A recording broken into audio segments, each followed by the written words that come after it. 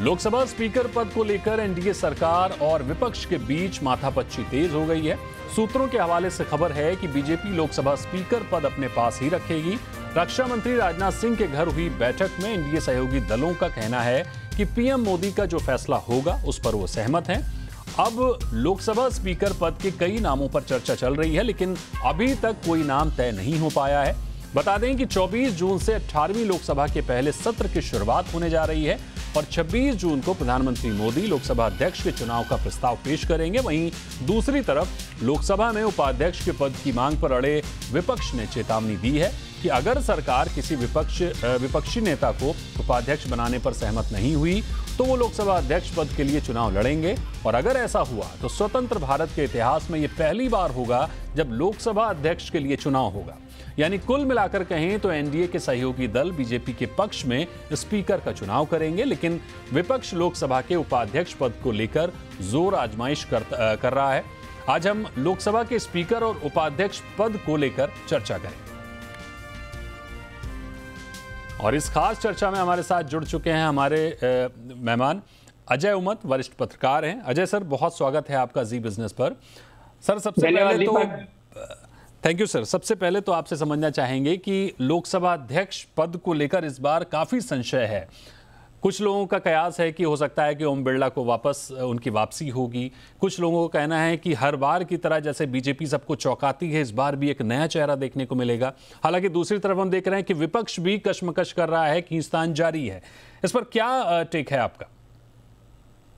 मेरी जो इन्फॉर्मेशन है उसके अनुसार इंडिया गठबंधन का कहना है कि अगर उनको डेप्यूटी स्पीकर की पोजीशन नहीं मिल रही है तो वो डेफिनेटली चुनाव करवाएंगे। और जैसा कि आपने इंट्रोडक्टरी रिमार्क्स में ही कहा कि ये आजाद भारत के इतिहास में पहली बार होगा कि लोकसभा के स्पीकर की चुनाव होगी। लेकिन आपने देखा होगा कि 2019 में मोदी गवर्नमेंट ने ऑपोजिशन को डेप्यूटी स्पीकर की पोजीशन नहीं दी थी और इसीलिए मुझे इस बार लगता है उन्होंने तो जो सीक्रेट टॉक चल रही है बैकडोर डिप्लोमेटिकली, उससे जो मुंबई की रूट से चल रही है, उन्होंने चंद्रबाबू नायडू को कहा है कि अगर टीडीपी कोई कैंडिडेट खड़ा रखता है तो इंडिया ब्लॉक जो है उसको सपोर्ट देने के लिए भी तैयार है। लेकिन अगर भारतीय जनता पार्टी इंसिस्ट करती है, मोस्टली बात चल रही है ओम बिड़ला के लिए, क्योंकि ओम बिड़ला ही सबसे कंफर्टेबल फेस है मोदी गवर्नमेंट के लिए, अमित भाई, राजनाथ सिंह और मोदी साहब के लिए। इसलिए ज्यादातर सम्मति ऐसा लग रहा है कि भारतीय जनता पार्टी ओम बिड़ला के नाम पर ही देगी। लेकिन उस स्थिति में ऑपोजिशन चाहता है कि डेप्यूटी स्पीकर की पोजीशन उनको मिलनी चाहिए।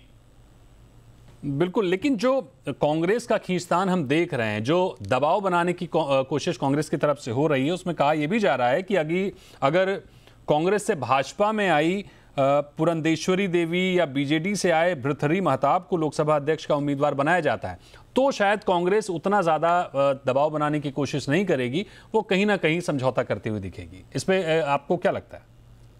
नहीं, मुझे नहीं लगता कि इस इश्यू पे कोई वो कॉम्प्रोमाइज करे, क्योंकि शिवसेना के उद्धव ठाकरे, शरद पवार, इन सब का साफ कहना है कि भाई we don't trust Bharatiya Janata party. और चंद्रबाबू नायडू भी अंदर से तो सहमे हुए हैं। उनको लगता है कि जो हालत शिवसेना की हुई, जो हालत शरद पवार की हुई, ऐसी शायद भारतीय जनता पार्टी जो है चंद्रबाबू नायडू की पॉलिटिकल पार्टी की भी कर सकती है। और इसलिए वो याद दिला रहे हैं कि जब अटल बिहारी वाजपेयी की मिलीजुली एनडीए सरकार थी तब जीएमसी बाला योगी जो थे उनको, टीडीपी को, मतलब ये अध्यक्ष का पद मिला हुआ था। एक बार नहीं, दो बार मिला था। 1998 सरकार में भी वो थे और 1999 में भी थे। तो जैसे आयंगर साहब थे, जीएस धिल्लोन साहब थे, बलराम जाखड़ थे, उसी तरह GMC Bala Yogi was one speaker की जिसको 2 टर्म मिली थी। अनफॉर्चुनेटली वो प्लेन क्रैश में उनका डेथ हो गया। तो टीडीपी तो अभी भी ऐसा कह रही है कि एनडीए में कोई एक नाम की सम्मति बननी चाहिए। हालांकि मुझे ऐसा लगता है कि भारतीय जनता पार्टी, आज राजनाथ सिंह के बंगले पे भी मीटिंग हुई थी और उधर किरण रिजिजू जी मल्लिकार्जुन खड़गे साहब से मिलने भी गए थे। तो मुझे लगता है कहीं ना कहीं कोई रास्ता निकलेगा। लेकिन इस बार मुझे लगता है कि ऑपोजिशन की यूनिटी इंडेक्स जिस तरह से बढ़ी है, उन लोगों का बार्गेनिंग पावर भी बढ़ा है और पार्लियामेंट में मुझे लगता है कि इस बार डेप्यूटी स्पीकर की पोजीशन जो है वो एनडीए गवर्नमेंट को देनी पड़ेगी। बिल्कुल, एनडीए गवर्नमेंट को देनी पड़ेगी जाहिर तौर पर इस पर, जैसा कि कांग्रेस दबाव भी बना रही है कि वो अपना उम्मीदवार खड़ा करेगी। तो अजय सर, इसमें अगर कांग्रेस अपना उम्मीदवार खड़ा करती है तो वो कौन सा चेहरा, वो कौन सा नाम हो सकता है जो आपके जहन में आ रहा है? और दूसरा, अगर उम्मीदवार खड़ा होता है तो ये जो चुनाव है ये कितना दिलचस्प हो जाएगा? देखिए, प्रोटेम स्पीकर तो साफ है कि कांग्रेस पार्टी के सुरेश ही बनेंगे, जी, क्योंकि सीनियर मोस्ट कैंडिडेट वो ही हैं। बिल्कुल। तो राष्ट्रपति द्रौपदी मुर्मू जो है उनको शपथ दिलवाएगी as pro tem speaker. Congress party किसी को भी चूज कर सकती है। Suresh is also senior most person. हालांकि अभी इसमें कांग्रेस पार्टी ने कुछ सोचा नहीं है कि किसको डेप्यूटी स्पीकर की पोजीशन दी जाएगी, क्योंकि कहा जाता है कि मल्लिकार्जुन खड़गे जो हैं वो बाकी अपने जो सहयोगी दल हैं उनके साथ बातचीत करके किसी नाम पे सम्मति बनाएंगे। कांग्रेस पार्टी खुद ये रिस्क लेना नहीं चाहती है कि भाई हम भी गठबंधन धर्म में कोई कमी महसूस हो, इसलिए वो समाजवादी पार्टी के नेता तेजस्वी लालू यादव और बाकी सब लोगों से भी बात करेंगे। लेकिन डेप्यूटी स्पीकर की पोजीशन इस बार डेफिनेटली लेने का मन जो है वो इंडिया गठबंधन बना चुका है। बिल्कुल, इंडिया गठबंधन डिप्टी स्पीकर का पद लेने का मन बना चुका है। हालांकि पिछले टर्म में यह पद पूरी तरह से खाली रहा था, लेकिन इस बार डिप्टी स्पीकर के पद को लेकर काफ़ी खींचतान होती हुई नज़र आ रही है। लेकिन सर, एक तरफ टीडीपी, जहां तक कहा जा रहा है कि टीडीपी के का ही होगा डिप्टी स्पीकर, वहीं दूसरी तरफ इंडिया गठबंधन अपना डिप्टी स्पीकर चाह रहा है। तो ये जो खींचतान है ये किधर ख़त्म होता दिख रहा है? देखो, मुझे लगता है कि चंद्रबाबू नायडू जो है उनके भी टॉकिंग टर्म्स जो हैं इंडिया गठबंधन के साथ काफी अच्छे हैं। At one point of time he was one of the architect. India गठबंधन के वो आर्किटेक्ट थे। वो राहुल गांधी से नियमित संपर्क में थे। वो तेजस्वी, अखिलेश, इन सब लोगों के साथ में रहते थे। इसलिए मुझे लगता है कि वो उनके ऊपर भी एक तरह से दबाव है। हालांकि नीतीश कुमार ने स्वीकार कर लिया है कि भाई हमें कोई इश्यू नहीं है। लेकिन देखिए, ये जो नीतीश कुमार और चंद्रबाबू नायडू थोड़े कॉम्प्रोमाइजिंग पोजीशन में इसलिए भी है क्योंकि उनको वो चाहते हैं कि भी अपने अपने स्टेट में भी उनको सेंट्रल गवर्नमेंट से काफी कुछ फेवर चाहिए। जैसे चंद्रबाबू नायडू का मैंने आप पिछली बार भी बताया था कि वो अमरावती को एक स्टेट कैपिटल की हैसियत से बढ़ाना चाहते हैं, और उस दृष्टि से उनको सेंट्रल गवर्नमेंट की मदद की जरूरत है। दोनों जो बिहार एंड आंध्र प्रदेश दोनों अपना स्पेशल एक स्टेटस मांग रहे हैं अपने स्टेट के लिए, उसके लिए भी उनको सेंट्रल गवर्नमेंट की मदद की जरूरत है। इसलिए कहीं ना कहीं वो कॉम्प्रोमाइज हो जाएगा। लेकिन चंद्रबाबू नायडू को यह भी मालूम है कि जीएमसी बालायोगी के वक्त सिर्फ एक वोट की वजह से अटल बिहारी वाजपेयी सरकार जो थी वो गिर गई थी। हमारे साथ दो वरिष्ठ पत्रकार जुड़े हुए हैं, अजय उमत साहब और प्रकाश होता जी हमारे साथ जुड़े हुए हैं। प्रकाश सर, बहुत स्वागत है आपका जी बिजनेस पर। इससे पहले अभी हम अजय उमत सर से बात कर रहे थे। लोकसभा अध्यक्ष के पद को लेकर इस बार कहानी बड़ी दिलचस्प होती दिख रही है। मीटिंगों का दौर लगातार जारी है। हालांकि अध्यक्ष पद को लेकर दो बड़े नाम जो सामने आ रहे हैं, ओम बिरला साहब का है और दग्गुबती पुरंदेश्वरी जी का नाम है। ये दो नाम सबसे आगे चल रहे हैं। लेकिन दूसरी तरफ हम देख रहे हैं कि इंडिया गठबंधन भी अध्यक्ष पद को लेकर इस बार काफी दबाव बनाने की कोशिश कर रहा है, और यहां तक कि यह भी कहा जा रहा है कि अगर डिप्टी स्पीकर का पद उनको नहीं मिलता है तो इतिहास में पहली बार लोकसभा अध्यक्ष का चुनाव होगा। तो इस पर, इस पूरे मामले पर आपका क्या टेक है सर? होता सर। देखिए सर, पिछले पार्लियामेंट थी, लोकसभा थी, वहां डिप्टी स्पीकर का पद को भरा ही नहीं गया। यानी कि एकमात्र लोकसभा के अध्यक्ष ही रहे, उनका कोई डिप्टी नहीं था जो उनको मदद कर सकता है। तो ये एक अपने आप में अनोखा चीज था पिछले लोकसभा का। और रही बात ओम बिरला अगर होंगे तो उनको लेकर काफी तीखी समालोचना हो चुकी है, आलोचना हो चुकी है, चाहे टीएमसी की तरफ से हो, चाहे बाकी लोगों की तरफ से हो। और ऐसे में पुरंदेश्वरी के नाम आती है। देखिए, चंद्रबाबू नायडू जब सत्ता के लिए लड़ाई लड़ रहे थे अपने ससुर जी से, तब कहा जाता था कि पुरंदेश्वरी उनके साथ थी। और आज वो घटनाक्रम परिवर्तन होते हुए वो बीजेपी के साथ है। लेकिन क्या चंद्रबाबू नायडू को ही काउंटर करने के लिए पुरंदेश्वरी को रखा गया है, या वाकई इस चीज को लेकर आगे बढ़ेंगे? दूसरी तरफ से इस बार देखिए, अगर लोकसभा स्पीकर का अगर इलेक्शन होगा तो डिप्टी स्पीकर को लेकर भी आगे चल के इलेक्शन होना ही है। और परिपाटी तो पहले यही रहती थी कि स्पीकर या अध्यक्ष जो है वो सत्तारूढ़ दल के होते थे, और जो उपाध्यक्ष है वो विपक्ष के होते थे। इस बार क्या होगा, एक गणित और भी समझने की कोशिश करते हैं। नेता प्रतिपक्ष अगर राहुल गांधी होंगे तो जो उपाध्यक्ष का पद होगा, क्या टीएमसी को जाएगा या दूसरे किसी दल को जाएगा, बड़े दल को, जो बड़े घटक है उनको जाएगा, ताकि वो भी इंडिया ब्लॉक में बरकरार रहे। देखिए, अभी पत्ते कोई नहीं खोल रहा है, सब इस बात को लेकर कयास लगा रहे हैं कि अगर इलेक्शन होगा, पार्टी नाम रखेगी और ओम बिरला को अगर रिपीट करेंगे, मुझे नहीं लगता ओम बिरला को रिपीट करेंगे, लेकिन अगर ओम बिरला को रिपीट करते हैं तो उनके लिए सारे विपक्ष एकजुट होकर उनका विरोध करेंगे। और इस सत्र में देखिए, सत्ता अगर जिसको भी हथियाना है, सबसे पहले उन्होंने जो अध्यक्ष होते हैं उन्हीं के ऊपर अनास्था लाते हैं, विश्वास मत लाते हैं। कहते हैं कि हमको विधानसभा या लोकसभा के अध्यक्ष के ऊपर विश्वास नहीं है। ये प्रकट कर कर उन्होंने यही बता देते हैं कि इनको कुर्सी से किनारे करके दोबारा बाकी सारे प्रक्रिया को आगे बढ़ाया जाए। इस तरह के नजीरे हम विधानसभा के उठापटक में हम देख चुके हैं।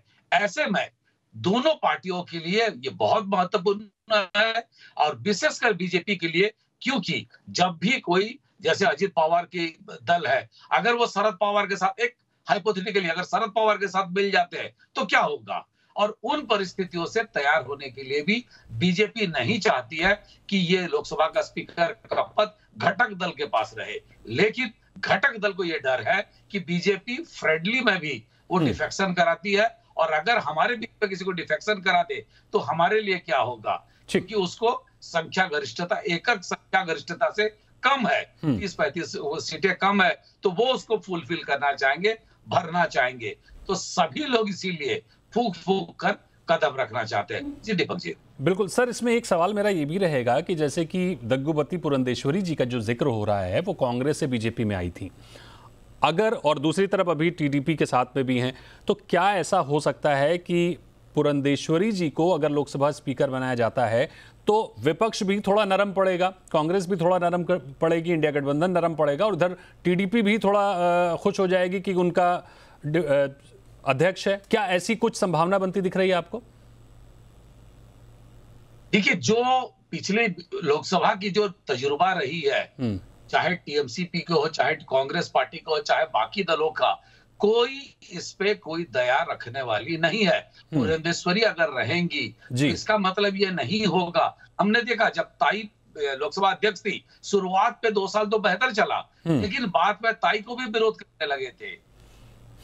ये परिपाटी है। और आगे चल के देखिए सदन में, क्योंकि अभी ऑपोजिशन भी अच्छी तादाद पर है, तो सदन को चलाना कठिन हो जाएगा, इतनी आसानी नहीं होगी, क्योंकि पिछले जो तजुर्बा है लोकसभा के, वो बहुत अच्छा नहीं रहा। पिछले लोकसभा में जो लोग थे, जिस तरह से मास लेवल पे लोगों को सस्पेंड किया गया या कार्रवाई की गई, बहुआ मित्र को जैसे उसका